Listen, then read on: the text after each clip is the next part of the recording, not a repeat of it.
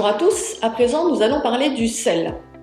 Alors ce sel a souvent mauvaise réputation et pour cause, il fait partie, comme vous le voyez à l'écran, des aliments considérés comme non indispensables et à manger en petite quantité dans notre alimentation. Et oui, vous le voyez, ils sont tout en haut de la pyramide alimentaire. Ils sont donc à consommer en petite quantité et le sel en fait partie. Alors le sel pourtant est bien un électrolyte indispensable pour notre santé. Il n'est pas question de nous en passer. Nous en avons besoin naturellement parce qu'il participe à la transmission des signaux nerveux. Il participe aussi également à la contraction musculaire. Il est donc indispensable. Mais ce n'est pas parce qu'il est indispensable que nous pouvons nous permettre d'en consommer tant que nous voulons. Il convient effectivement, selon l'OMS, vous le voyez à l'écran, de limiter notre consommation quotidienne en sel à 5 grammes par jour. Or, sachez-le, dans nos aliments non transformés, comme par exemple la viande, les légumes, nous avons déjà 2 grammes de sel incompressible.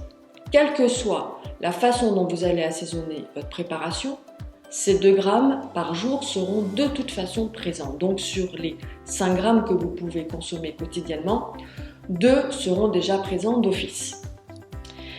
Or, actuellement, une moyenne a été calculée, la population a tendance à consommer environ entre 9 et 10 grammes par jour. C'est beaucoup et beaucoup trop. Alors quels sont les effets néfastes de cette consommation excessive en sel ? Eh bien, la première conséquence, c'est une augmentation de la pression artérielle, ce qui va agir sur notre système cardiovasculaire. Ensuite, la deuxième conséquence majeure, c'est une altération de notre masse osseuse avec une accélération de l'ostéoporose. Donc attention, veillez à limiter votre consommation en produits salés. Mais pour apprendre à limiter cette consommation en produits salés, il va être important de lire les étiquettes nutritionnelles, car oui, le sel nous l'utilisons à la maison, mais il est également présent dans beaucoup d'aliments transformés que nous consommons. Lisez donc les étiquettes. Un petit conseil, regardez à l'écran. Vous avez 2 manières de lire une étiquette et tout va dépendre de la façon dont elle va être présentée. Tout d'abord, si votre taux de sel est indiqué en chlorure de sodium, indiqué NaCl, comme vous le voyez à l'écran, eh bien vous avez là l'équivalence en sel, celui que vous utilisez, le sel de table. Aucun calcul à faire, vous vous référez donc au grammage qui est indiqué. En revanche, si le taux indiqué est indiqué uniquement en Na, c'est-à-dire en sodium, à ce moment-là, il va falloir faire un petit calcul. Et oui, vous allez devoir multiplier le chiffre qui est indiqué par 2,54 et vous aurez alors votre taux de chlorure de sodium, le véritable sel qui nous intéresse ici. Maintenant, où se trouvent les aliments riches en sel? Où trouve-t-on du sel dans notre alimentation? Vous le voyez à l'écran, nous en trouvons beaucoup. Tout d'abord, vous l'avez compris, nous le trouvons dans les aliments non transformés, la viande, les légumes, etc. Et puis nous le trouvons aussi dans le sel que nous allons utiliser en cuisine pour assaisonner nos plats, leur donner du goût. Enfin, nous allons l'utiliser à table pour réassaisonner nos plats.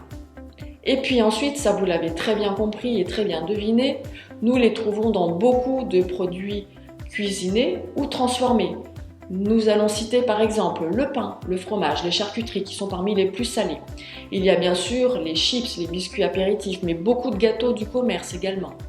Également les viandes séchées, les poissons séchés, le saumon fumé par exemple. Beaucoup de crustacés également contiennent du sel en grande quantité. Également le beurre demi-sel bien sûr. Vous l'avez compris, du sel on en trouve partout et en grande quantité. Regardez à présent l'image qui s'affiche, vous voyez quelques équivalences. Et oui, 1 gramme de sel, c'est vite atteint. 1 gramme de sel peut correspondre également, ce n'est pas affiché, mais à 6 huîtres.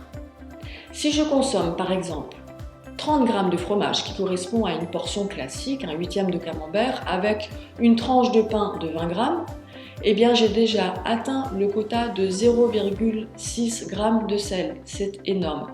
Donc attention, veillez à ne pas trop saler vos plats pendant la cuisson. Laissez vos hôtes et vos convives se servir en sel s'ils le souhaitent à table. Autre conseil, le sel peut être aisément remplacé au moins en partie par des épices. Ces épices donneront également un goût, donneront également une saveur supplémentaire à vos préparations. Et puis, limitez la consommation quotidienne dans tous ces aliments qui sont riches en sel. Surveillez ainsi votre consommation globale. Je vous souhaite une excellente journée. Prenez soin de vous.